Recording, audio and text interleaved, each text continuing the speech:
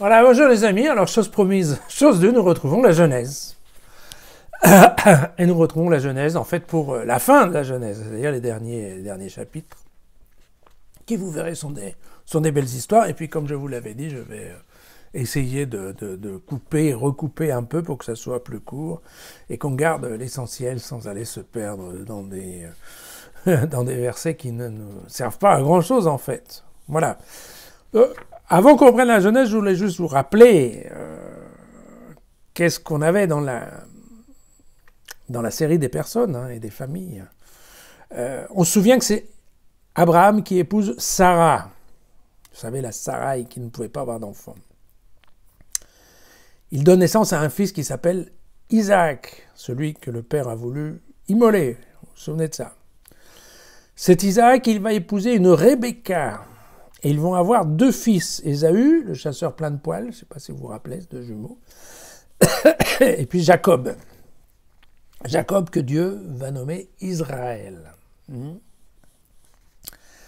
Ce Jacob-là va connaître au moins 4 femmes. Léa et sa servante Zilpa, et il va connaître Rachel et sa servante Bilia. Car vous vous souvenez que il s'était un peu fait avoir par Laban. Il était amoureux de Rachel et il a bossé pour avoir Rachel. On lui a donné d'abord Léa, il a dû bosser encore un peu plus longtemps pour avoir Rachel. Je suis sûr que vous vous souvenez de cette anecdote qui était quand même amusante. Vous vous souvenez qu'à la fin, Jacob va avoir 12 enfants. Et ces 12 enfants seront les 12 tribus d'Israël. D'accord? Voilà. Avec Rachel, il aura 2 fils seulement. L'un qui s'appelle Joseph et l'autre qui s'appelle Benjamin. Et donc c'est ce Joseph dont on va parler dans les chapitres à venir, puisque nous attaquons ce qu'on appelle dans la Genèse le cycle de Joseph. Nous allons donc prendre la Genèse au chapitre 37 et nous allons lire les versets 2 à 4. Jacob habita au pays où son père avait émigré, le pays de Canaan. Voici la famille de Jacob. Joseph, âgé de 17 ans, faisait paître les moutons avec ses frères. Joseph était un enfant qui accompagnait les fils de Bilia et les fils de Zilpa, les femmes de son père. Il rapporta à leur père leur dénigrement. Israël, en fait, donc Jacob Israël, si on veut bien.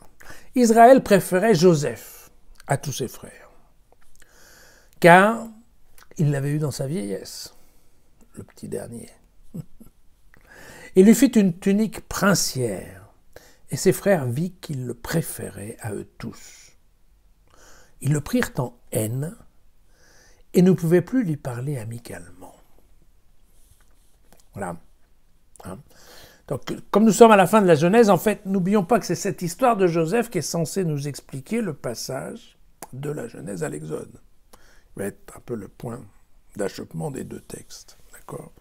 Et on va voir dans les chapitres qui viennent, même si ce n'est pas tout à fait, ni certain, ni juste, ni suffisant, c'est pas grave.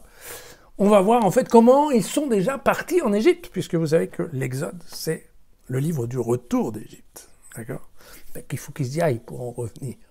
Et c'est donc, c'est là maintenant, c'est l'histoire qu'on va lire dans les semaines qui viennent. Voilà.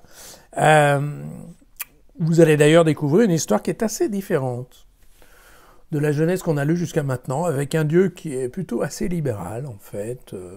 Les étrangers sont des gens gentils. Et Dieu est présent, certes, mais il agit un peu dans les coulisses. On ne voit pas tout à fait intervenir, il intervient à travers les gens, tire les ficelles plutôt qu'intervenir directement. Voilà.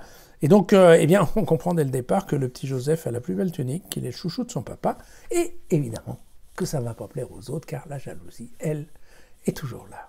À demain.